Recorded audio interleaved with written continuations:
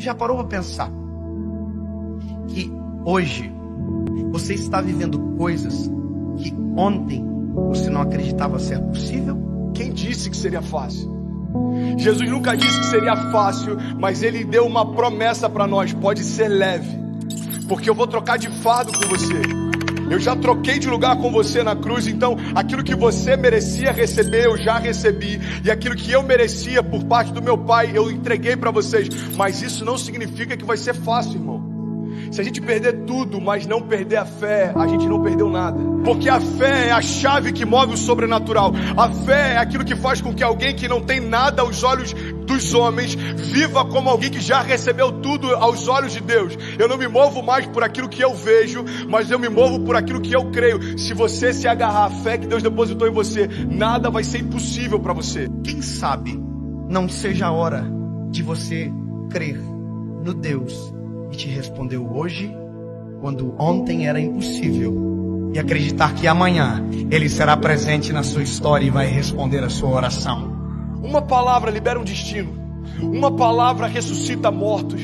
As nossas decisões, elas têm impactos a curto, médio e longo prazo.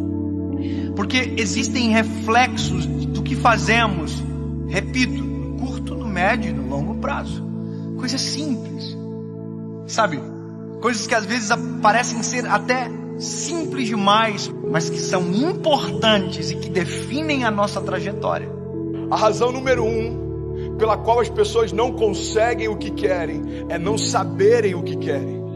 Se você parar para pensar na nossa vida, nós só valorizamos quando aquilo que estava nas nossas mãos vai embora.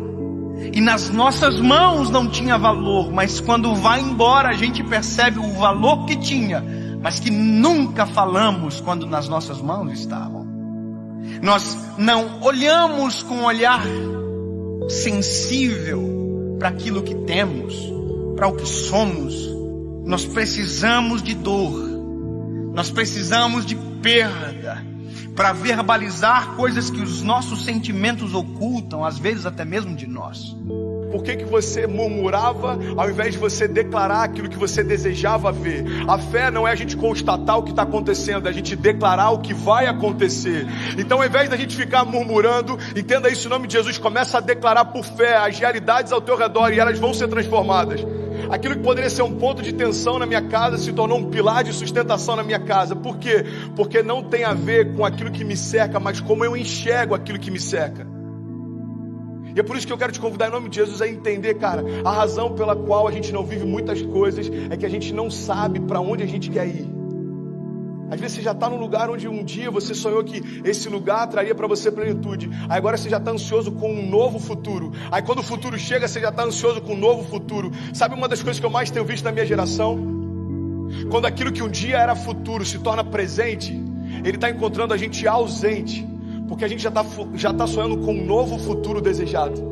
É dolorido falar isso, mas já parou para pensar que tem gente que só vai entender a preciosidade da vida quando a de alguém de muito perto for ceifada? Eu não sei se você já teve a experiência de ir a um velório, mas vá a um velório, é pedagógico. Você sai do velório muito mais amoroso, você sai do velório muito mais sensível, muito mais grato. Você agradece o ar que expira quando descobre que a pessoa que está no caixão faltou o ar para viver. Você valoriza o coração que bate no peito. Você valoriza a esposa que você tem. E às vezes só se valoriza quando perde.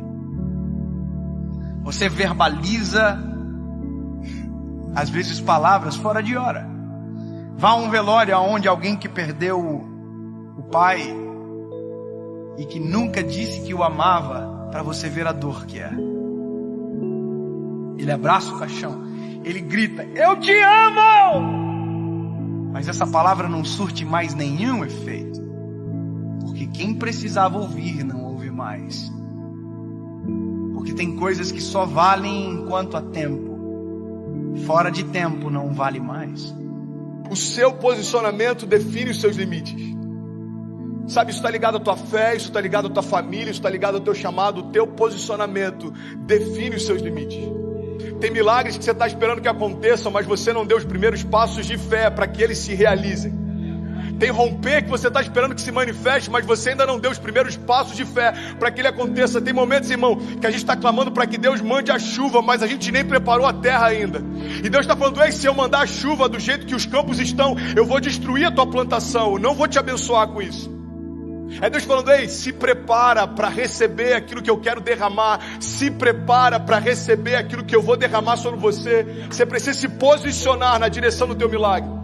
Nós não podemos deixar a nossa vida chegar a um momento aonde as esperanças não existem mais, porque aquilo que era para ter sido um tempo, perdeu-se o tempo. Perder para valorizar.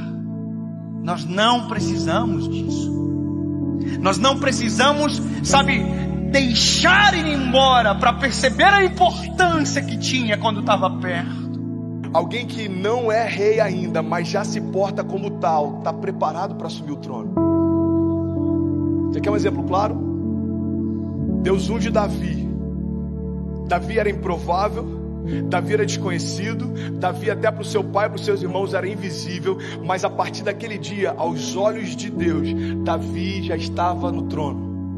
Só que aos olhos dos homens, olha para mim em nome de Jesus, como demorou um período entre a unção de Davi e Davi assumir o reinado. Aos olhos dos homens, os homens olhavam para o trono e viam Saul. Aos olhos de Deus, o trono estava vazio, irmão, porque o rei que era por direito ainda não havia se assentado lá. Ei, Deus está falando: tem tronos que você está olhando e parece que estão ocupados, aos meus olhos já foram esvaziados. Não se mova por aquilo que o homem vê. Eu não vejo como o homem vê. Talvez você está olhando para uma situação e ela parece intransponível. Jesus já está olhando lá na frente e já foi vencida. E ele está falando: ei, você está preocupado por conta dessa crise? Eu conheço o teu futuro. Eu sou aquele que, eu não tenho, entendi isso, irmão. Jesus, ele não está na eternidade, a eternidade está em Jesus. Então ele conhece a eternidade passada, a eternidade futura. É por isso que algumas crises para os céus não fazem sentido, porque às vezes uma crise financeira abate a gente, mas Jesus já sabe o que está te esperando na estação seguinte. E ele está falando para a gente nessa manhã: ei, você está preocupado por conta dessa crise? Filho, eu desenhei a tua história, eu sei onde você vai, fica tranquilo. Pare de reclamar daquilo que você ainda não se moveu para viver. Pare de reclamar do resultado de escolhas que você não fez. Para você viver a vida que você deseja, você precisa abrir mão da vida que você leva. 2 Crônicas 7,14 diz: se o meu povo, que se chama pelo meu nome, se humilhar e orar e buscar a minha face e se afastar dos seus maus caminhos, dos céus eu ouvirei, perdoarei os seus pecados e eu sararei a sua terra. Existe uma condicional. Deus está dizendo: olha, se o meu povo, que se chama pelo meu nome, se humilhar e clamar e se arrepender, o que ele está dizendo é o seguinte: se você der os passos de fé, os céus vão reagir àquilo que você está se movendo. Evangelho não tem a ver com conforto, Evangelho tem a ver com propósito. E é por isso que muitas vezes a conta não fecha. Irmão, quem disse que seria fácil? Eu quero te encorajar a você se posicionar na direção do seu destino, na direção do destino que Deus prometeu para você. Nada menos do que isso vai ser aceitável. Salmo 126, versículo 5 diz: aqueles que semeiam com lágrimas, com cantos de alegria colherão. Aquele que sai chorando enquanto semeia, voltará com cantos de alegria, trazendo seus feixes. Mas eu não posso fazer por você